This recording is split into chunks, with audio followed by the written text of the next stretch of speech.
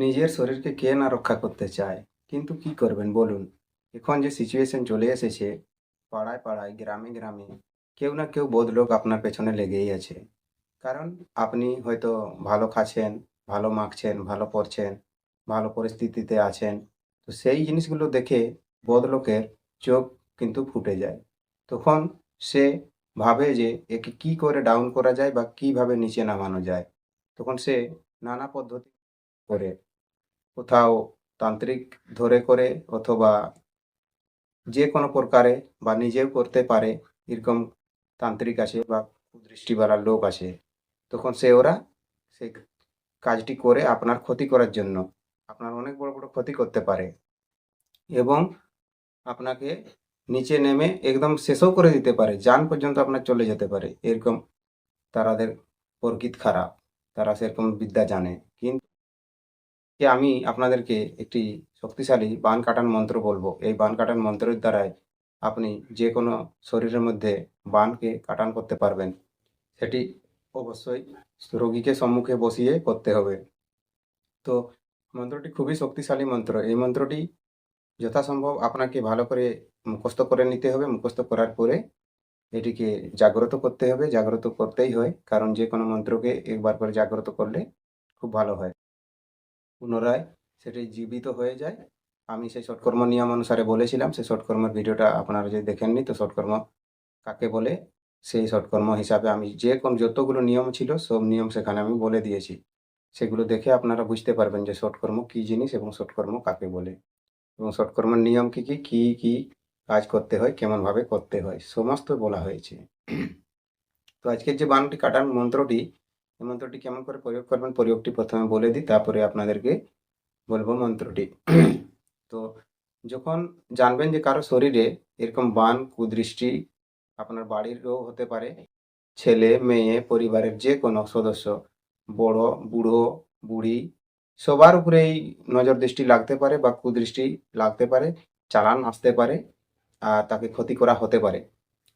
তার মাথা ব্যথা, শরীরে জ্বর জ্বালা, অনেক ধরনের আপনাদের হয়তো জানা আছে কেমন কেমন উপদ্রব দেখায় যখন এই কুদৃষ্টি চালান হয়ে থাকে, বা মানুষ ভালো থাকে না, সবসময় বিছানায় পড়েই থাকে, উঠতে পারে না। তখন এই মন্ত্রটি পাঠ করবেন, আর এই মন্ত্রটি পাঠ করে তার রোগীর গায়ে 3টি ফুঁ দিবেন, জোরে জোরে 3টি ফুঁ দিবেন, এবং শেষে 2টি ফুঁ জোরে দিবেন। টোটাল 5টি ফুঁ দিতে হবে, 5টি ফুঁ দিবেন।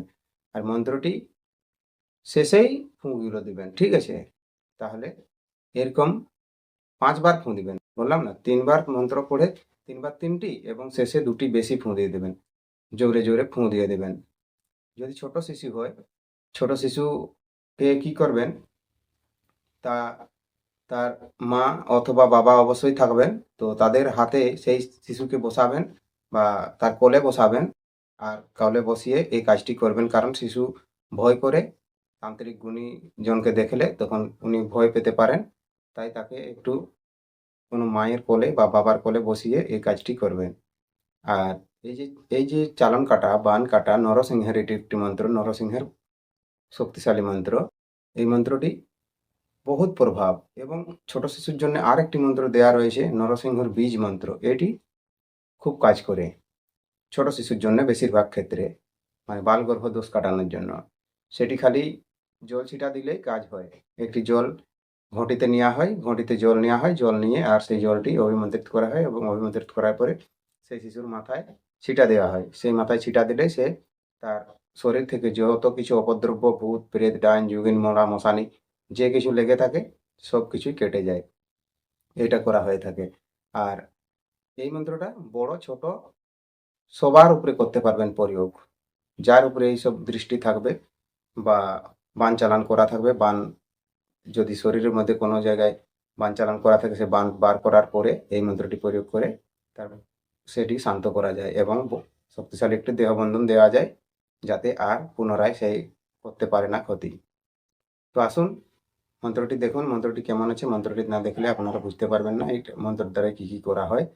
মন্ত্রতে সমস্ত জিনিস বলা হয়েছে, মন্ত্রটা দেখলেই আপনারা বুঝতে পেরে যাবেন যে মন্ত্রের মধ্যে যা কিছু বলা আছে সেই সেই জিনিসগুলোকে কাটান করে নরসিংহ।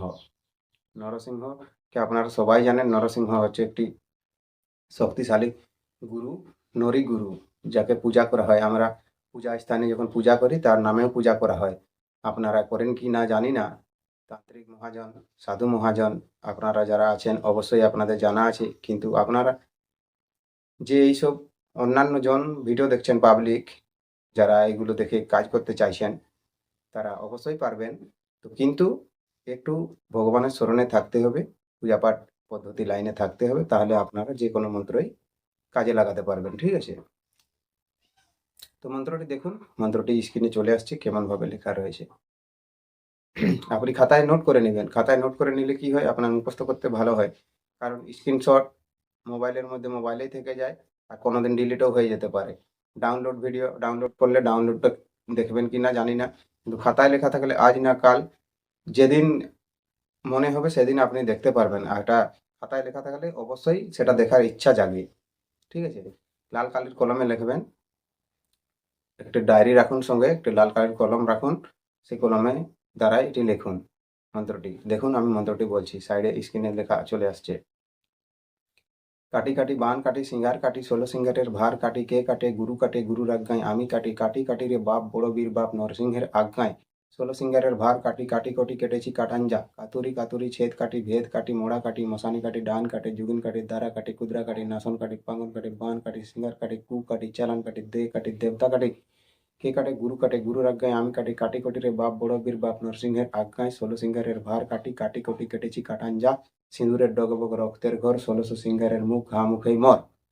এরকমভাবে মন্ত্রটি পড়বেন।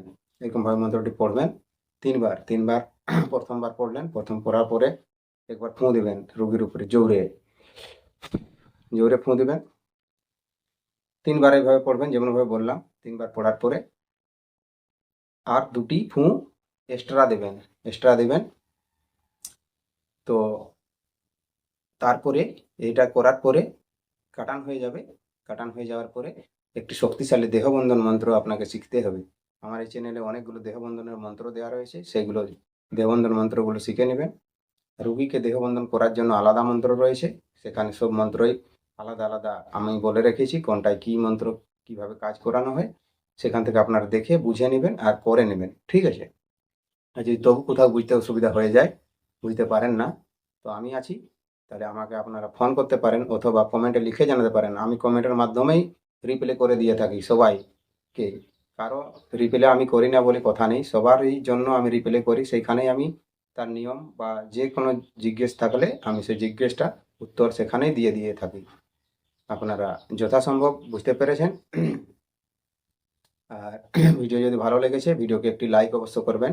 চ্যানেলে প্রথমবার তাহলে চ্যানেলটিকে সাবস্ক্রাইব অবশ্যই করবেন, কারণ আমি আমার এই চ্যানেলে মন্ত্রকুণ্ড নানা ধরনের ভিডিও আপলোড করে থাকি, যে প্রয়োগের মাধ্যমে যে কেউ ব্যক্তি সফল হতে পারে, বা যে কোনো অবাধ্য কাজকে বাধ্য করানো যায়, বা যে কোনো অসম্ভব কাজকে সম্ভব করা যায় তন্ত্রমন্ত্রের প্রভাবে। এমনই তন্ত্রমন্ত্রের প্রভাব।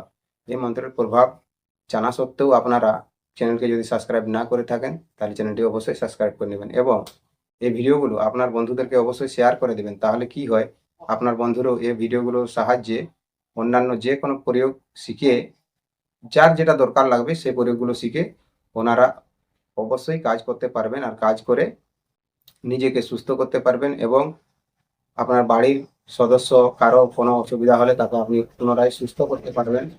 হঠাৎ আপনাকে কোথাও যেতে হবে না, আপনি ঘরে বসেই তাকে প্রতিকার করতে পারবেন। এরকম এরকম প্রয়োগ এখানে আপলোড করা হয়ে থাকে, এবং ডাইরেক্টলি শিক্ষাও দেওয়া হয়ে থাকে। যে কেউ যদি শিখতে চায় তাকে ডাইরেক্ট শিক্ষা দেওয়া হয় হোয়াটসঅ্যাপ মাধ্যমে দেওয়া হয়, এবং অনলাইনে থ্রু দেওয়া হয়।